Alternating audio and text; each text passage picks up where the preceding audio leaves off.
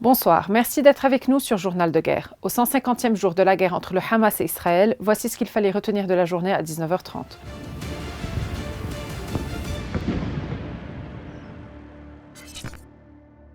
Nous commençons avec la frontière libano-israélienne. Un missile anti-blindage en provenance du Liban a touché lundi Margaliot, dans le nord d'Israël, faisant 1 mort et 7 blessés, dont 2 grièvement, 4 modérément et 1 légèrement, selon les médias israéliens.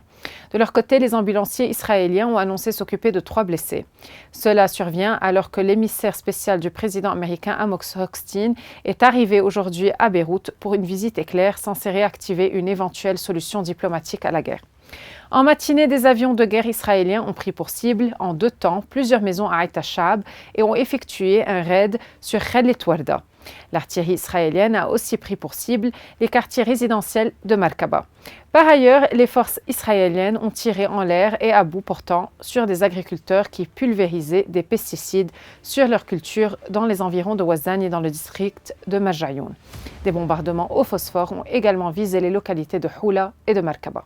L'envoyé américain Amos Hochstein a déclaré qu'une solution diplomatique est essentielle pour mettre fin à près de 5 mois d'hostilité croissante entre le Hezbollah et Israël après l'éclatement de la guerre entre Israël et le Hamas.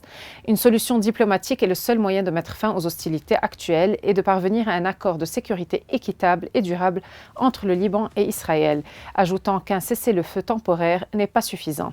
Une guerre limitée ne peut être contenue, a-t-il déclaré après avoir rencontré le président de la Chambre, Nabih Berri.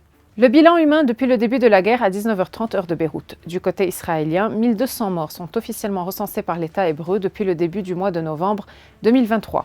Un chiffre qui n'a toujours pas évolué selon les données officielles, malgré des annonces régulières de soldats tués dans les combats. Du côté de Gaza, le ministre de la Santé a recensé près de 30 534 morts parmi les Palestiniens depuis le 7 octobre. La vice-présidente américaine Kamala Harris a appelé à un cessez-le-feu immédiat dans la bande de Gaza, faisant pression sur Israël qui continue de combattre inlassablement le Hamas dans le territoire palestinien menacé de famine.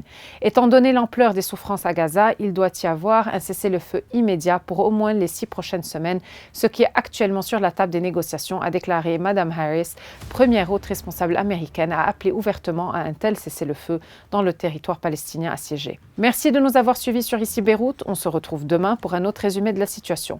Vous pouvez suivre toute l'actualité concernant cette guerre sur notre site web www.icibeyrouth.com sous la rubrique Guerre Israël-Hamas ainsi que sur tous nos réseaux sociaux.